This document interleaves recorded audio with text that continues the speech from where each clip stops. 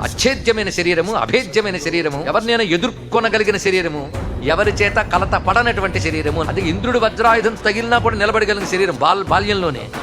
అంటే వజ్రాన్ని వజ్రం ఏం చేయగలదు, అదే వజ్రాయుధం తగిలినా నిలబడిన శరీరం ఈ మహానుభావుడిది. అటువంటి స్వామి యొక్క వజ్రదేహం యొక్క వైశిష్ట్యం ఎలాంటిదంటే యుద్ధకాండం. అంటే రావణాసురుని ఒక గుద్దుతాడు హనుమంతుడు. ఎలా గుద్దారంటే వజ్రము వంటి పిడికలతో కొట్టాడయ్యా అన్నాడు. పిడికలంత గట్టిది. అంటే రావణాసుడు సామాన్యుడు కాడు. కైలాస పర్వతాన్ని, మందర పర్వతాన్ని ఇత్యాదిని ఎత్తగలిగినటువంటి భుజపరాక్రమం కలిగినటువంటి వాడు.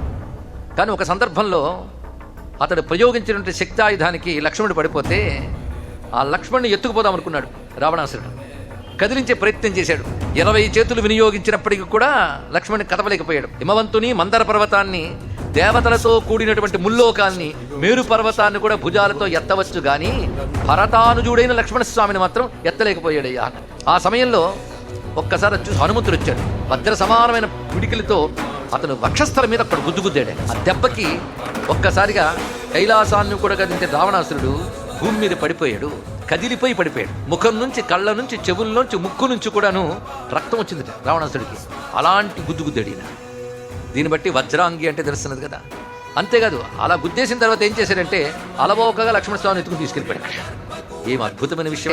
ఎవరూ కదిలించలేని లక్ష్మణస్వామిని అంత అలవోకగా ఎలా ఎత్తుకు తీసుకెళ్ళగలిగాడంటే పరమమైన భక్తి చేత ఆ పని చేయగలిగాడు అన్నాడు.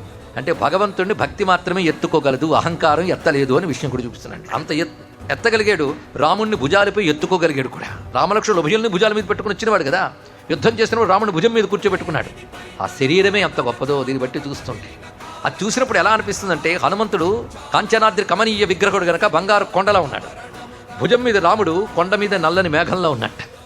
ఆ రూపాన్ని చూస్తుంటే కనకక్ష్మాధరమందు నీల నవ మేఘంబోయనంఠీవిగా హనుమద్వీర భుజంబుపై వెలిగి ఘోరాకార దైతేయులన్ దునుమంగాజను నీదుమూర్తి మనమందున్ జయమై జూచితిన్ ఘన సద్భక్తియే నిన్ను ఎత్తు కళకాగా రామచంద్ర ప్రభు. కనుక భక్తి ఒక్కటే ఎత్తుకుంటుంది. అలా కనబడుతున్న స్వరూపం ఇది.